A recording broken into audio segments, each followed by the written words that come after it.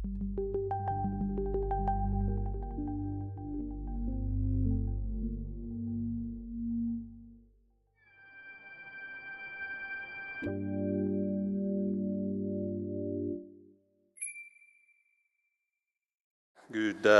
afternoon, ladies and gentlemen. I'd like to start by thanking ASPL for inviting me to speak here today. It is a great honour, in fact. And if I look back 6 years, I submitted an article to the oil drum called "Was an Oil or Is an Oil a Wall of Oil Heading for the Market?" And I didn't really realise then that by doing that act that it would lead me on a path that would lead from there to here today. I'm now one of 4 managing editors of the oil drum. This responsibility is shared with Rembrandt Koppelar, who I'm sure you all know, Arthur Berman and Brian Mashoff. And we also have some other long-standing oil drum staff in the audience here today, Louis de Souza, Phil Hart and Hugo Bardi. So I originally volunteered to give a talk here on enhanced oil recovery, which is a subject which I had learned quite a lot about in the first 3 months of this year, and then got asked if I would talk about unconventional oil and gas, which I have to admit I don't know a huge amount about. I'd like just to start with this quote from Colin Campbell. All numbers are wrong, that much we know. The question is how wrong. And I think that's probably about the only thing I can reliably promise you today, that all of the numbers I show you today are going to be wrong. I want to plant a provocative idea in your head. I'm trying to provoke some form of discussion, and that is that capitalism was founded on increasing supplies of cheap fossil fuels and a free license to pollute. That the end of cheap fossil fuels and license to pollute will sound the death knell for capitalism. Now, this is maybe a rather scary message to send out, and I guess there has been some discussion already about sending out a negative message, but I imagine that within this audience there'll be a fair number of people who may actually look forward to the end of the capitalist system and understand that it may be possible to replace it with something that is different, but maybe is equally comfortable for most of us. Central pillars of capitalism: economic growth, a free market system, rent paid on savings.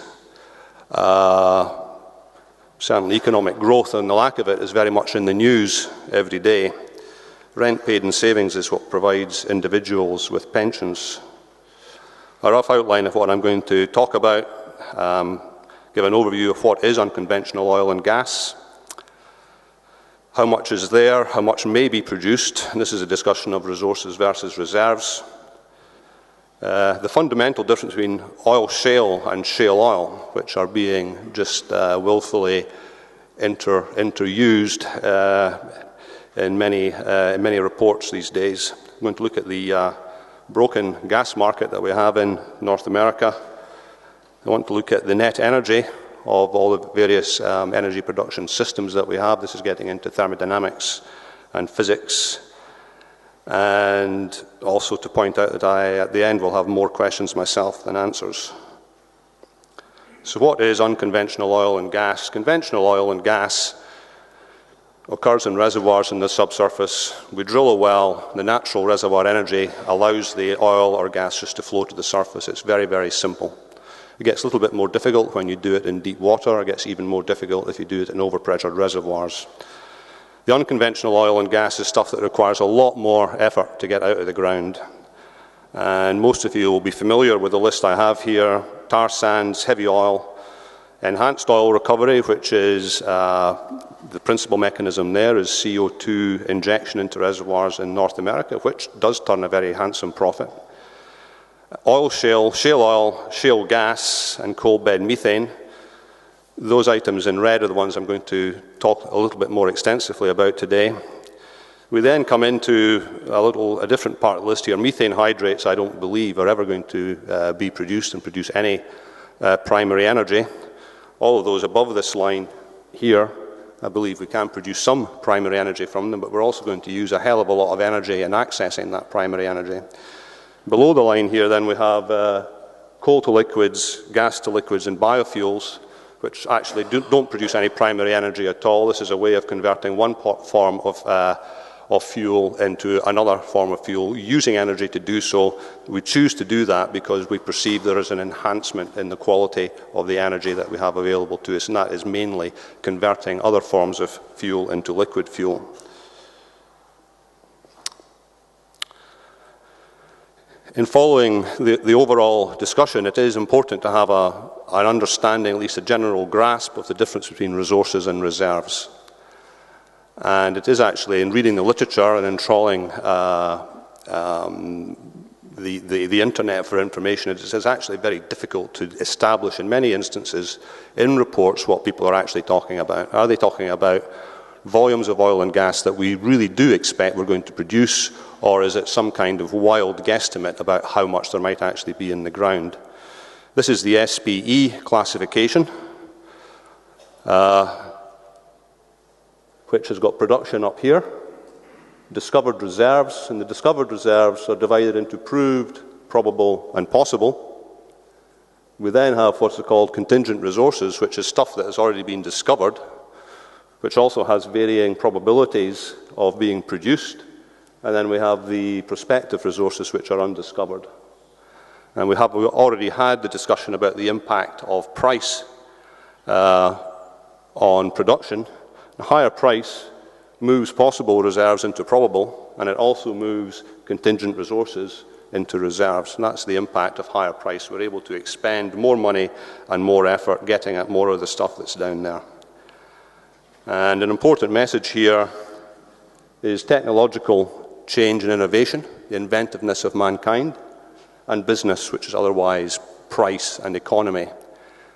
And these 2 points here are variables, they're not fixed, and understanding how these are going to change in the future is extremely challenging. I'm starting to prepare this talk. I sent an email around the Oil Drum group, which is extremely well connected into the energy world, saying, hey, tell me how much the unconventional size of the oil, the size of the unconventional oil and gas reserves actually are. And I was a bit despondent and disappointed that nobody actually sent any informative reply.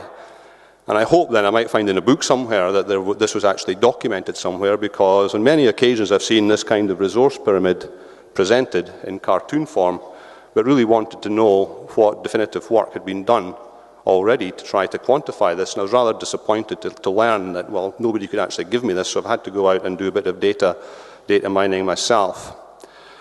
But this, I think, illustrates the kind of issues that we face in society, where we have a media, a largely unedited internet media, reports being produced of all sorts on behalf of commercial interests, etc., which are read by various people, decision makers, etc. This one in particular caught my eye. Long gone are the days where peak oil alarmists had their own genre of literature, ran up massive book sales, and attracted sensationalist headlines alleging the end of civilization as we know because the oil is running out. Now, I know that the author of this piece didn't have Shale in mind when he wrote this, and I didn't actually know that Shale was going to be presenting his book at this conference. I'm quite sure he would like to see gigantic sales. I guess the author of this probably had someone like J. Howard Kunstler more in mind when this was written. New technologies, new oil, and above all, shale oil and gas have blown away all their ludicrous predictions. Shale oil prospects alone suggest that a minimum of 4.8 trillion barrels should be added to global recoverable reserves. Production from oil sands, another 6 trillion or more. Now, when you understand that global oil production to date is just a little over 1 trillion barrels of oil, you understand these are gigantic numbers. Throwing these numbers out there would certainly present to politicians the notion that there is no oil supply problem. They have just trillions and trillions of barrels worth of fossil fuel energy here, which are deemed to be accessible and recoverable. The other side of this coin, of course, is that if you're working on climate science and you look at this and say this is current US oil reserves and my God, they've got all this that's going to be produced, then you might obviously panic. And so to go on to just present the results of some of the data mining which I've done, I've got to apologize on some of the slides. There's a little bit of a formatting problem going from a Mac to a PC. It's not really that bad. My standard unit of measurement here is 1 trillion barrels oil equivalent, 1,000 billion barrels. I'm hoping that while I know all my numbers are wrong, I haven't made any mistakes in converting from one form of units to another. What we have on the top line here is what's been produced to date. Now, I've put the numbers on here. I don't expect you to be able to read them, and I've put all the data sources down here because I know that some people will go and download this off the internet. And by all means, get back to me and tell me if I've made any mistakes. The production data here is based on a compilation, I believe, data provided by IHS, Energy, BP, and Smale. I think the compilation has been done by Colin Campbell, subsequently updated by Rembrandt Coppolar. So this is data for production that goes back to 1830 or thereabouts. And we're just somewhat less than 3 trillion barrels oil equivalent that has been produced to date. And one of the things that caught my attention here is that in 200 years we've produced this much coal, but in the last 100 years we've produced in energy terms almost the same amount of oil, and that's because the oil just comes gushing out of the ground, or at least it used to. Much easier to access oil, which is the pinnacle fossil fuel. The 2P conventional reserves that are plotted here are taken from the 2011 BP Statistical Review of World Energy, and any of you in the audience who have looked at these statistics in any detail at all will know that all of the reserves data in BP are wrong. But there is kind of a balance in there because the Middle East OPEC reserves tend to be overestimated because they're using a very conservative interpretation of SPE conventions in the reserves, while the OECD reserves tend to be underestimated because they're using a much more conservative estimate of reserves imposed by the SEC. This is just a starting point to get a handle on how much there may be left to be produced, so quite a substantial number there. We then go into the unconventional resources, which are very much in the news at the present time and are the subject of this talk. I'll keep a note in my time.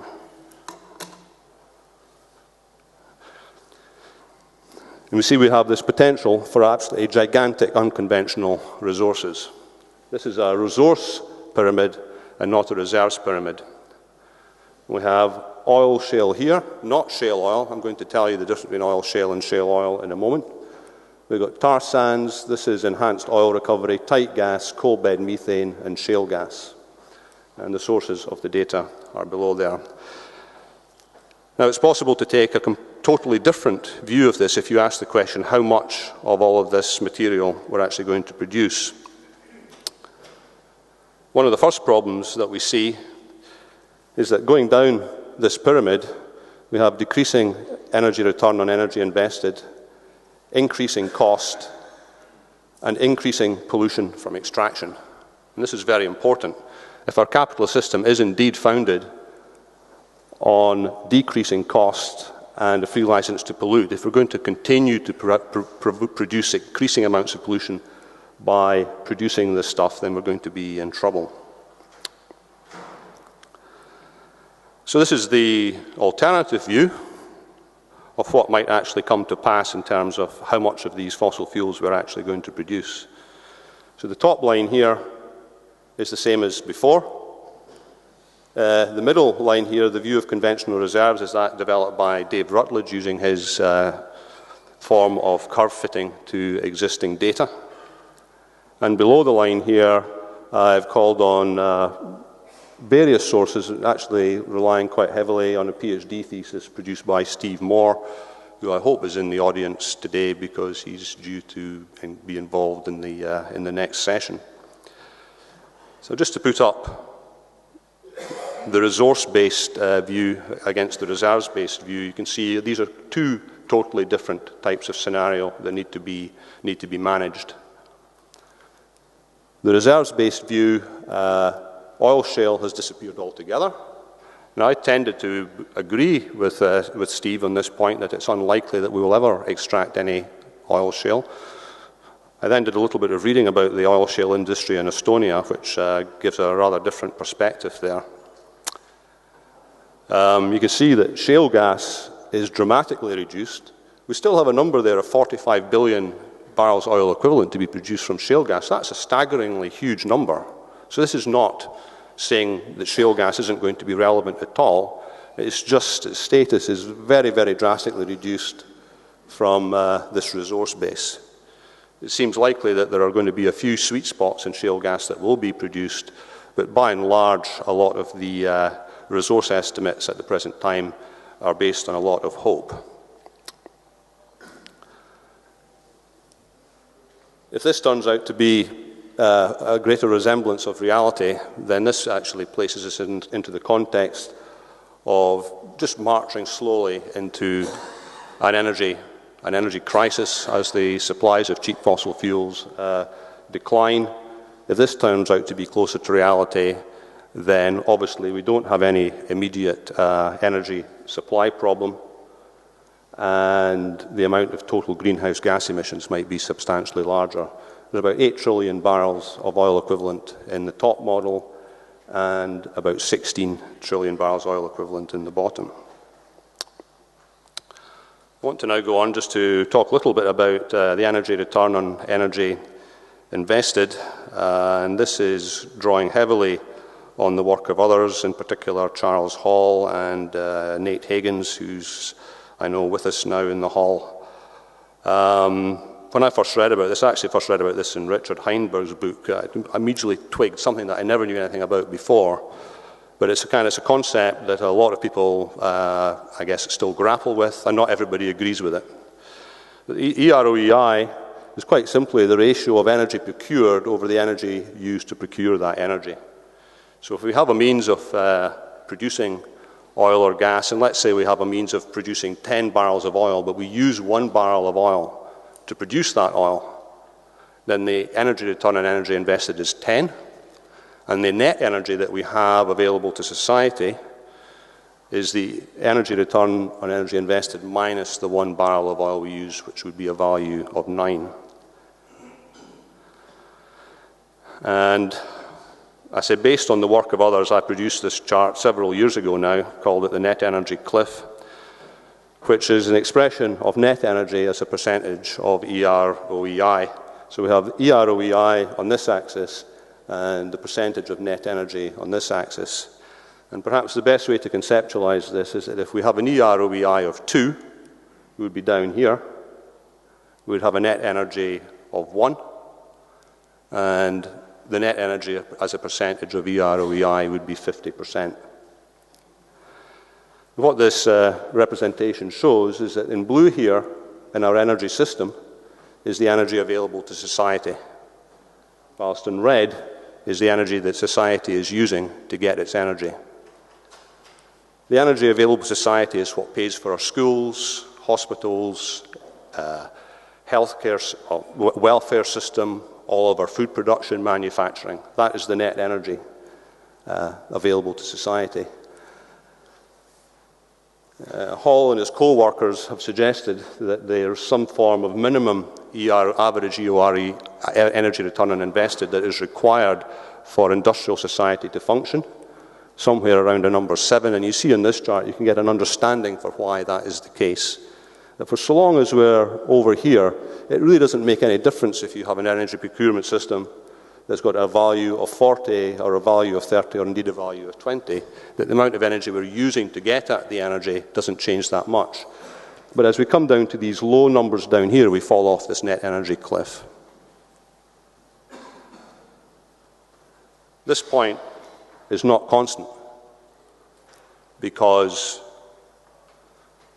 the location of that will depend on how efficiently we use energy. And if we improve the efficiency of our energy use, then we can compensate for less efficient energy production with more efficient energy consumption. I'm going to return to that chart in a moment. So I find this kind of hard to believe that the Canadians would allow this sort of thing to happen, but it does, and they've obviously got a huge country. This is tar sands mining in Canada. 2 modes of operation. One is mining, the other is steam-assisted gravity drainage.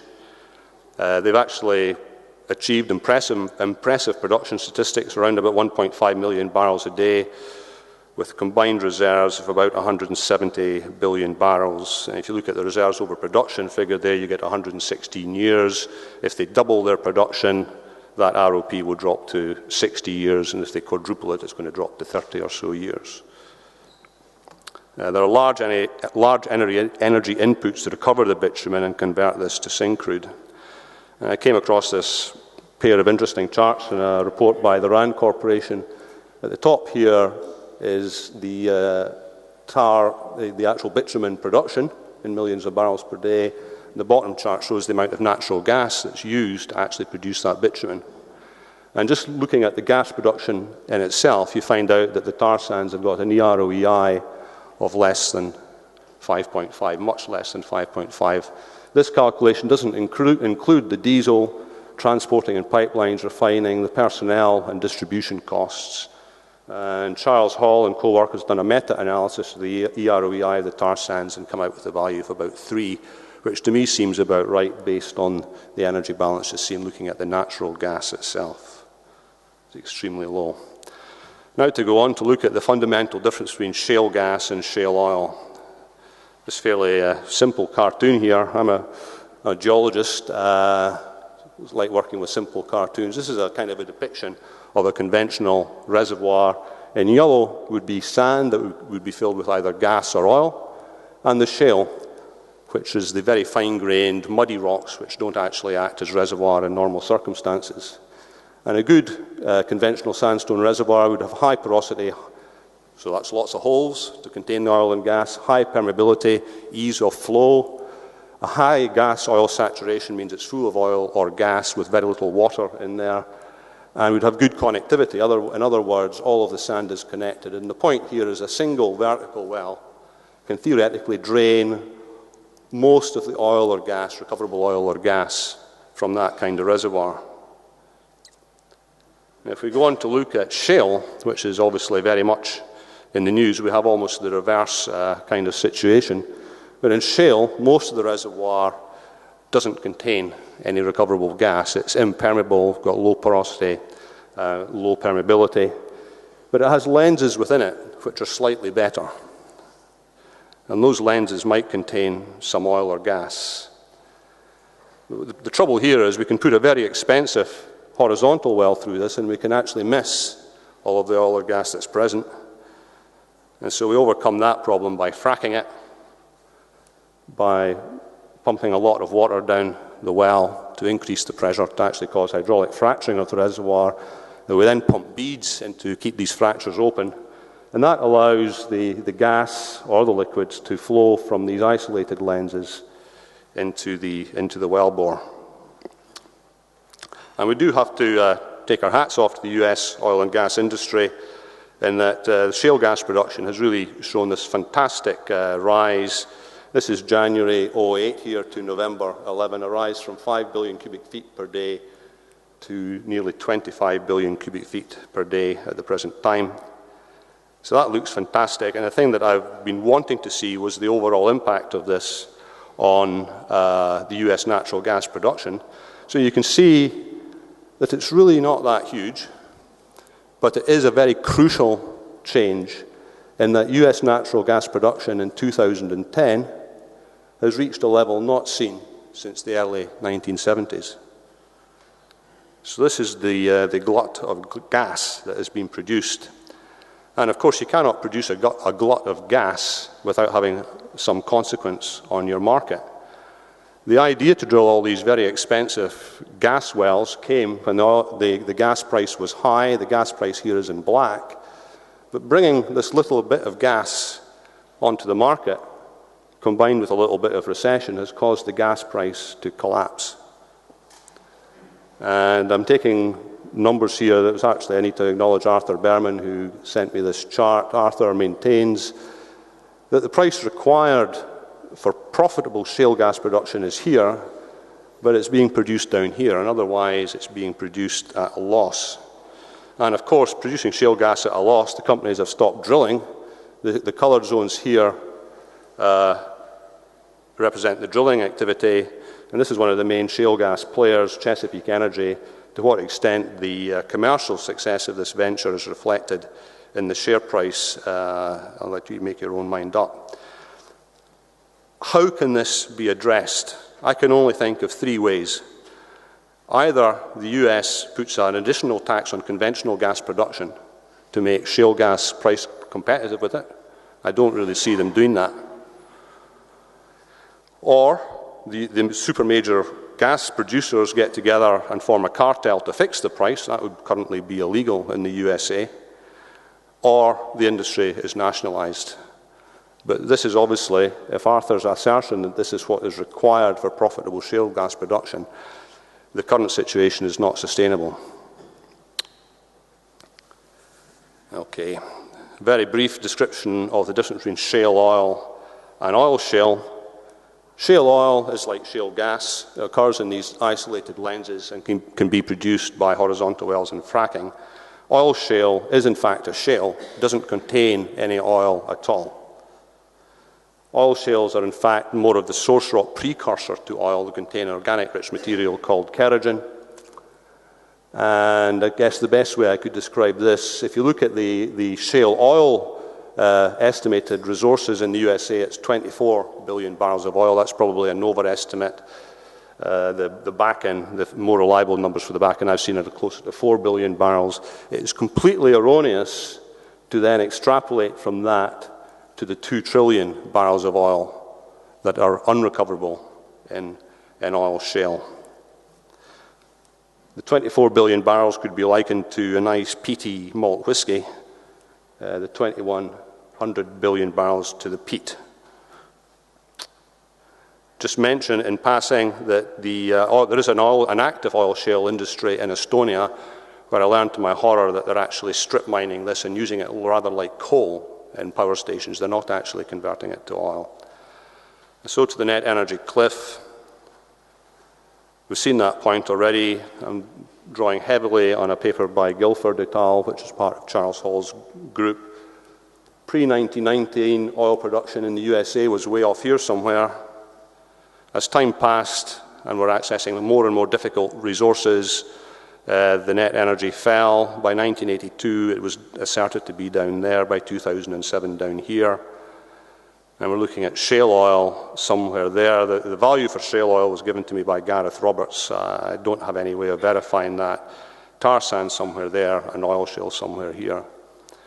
And the only reason I think that we can actually produce these things today is because they're still being subsidized by access to fuels up here. Oil and gas, coal and gas that's providing the energy. And that's what the balance sheet looks like, and I'll move on in the interest of sticking to time to my final slide. I like this quote from Niels Bohr, that prediction is very difficult, especially about the future. And in terms of the title of the talk, is Unconventional Oil and Gas the Game Changer? I would suggest that the real game changer has been peak cheap oil was the game changer. Unconventional oil and gas production is the system response to the new game. Thank you.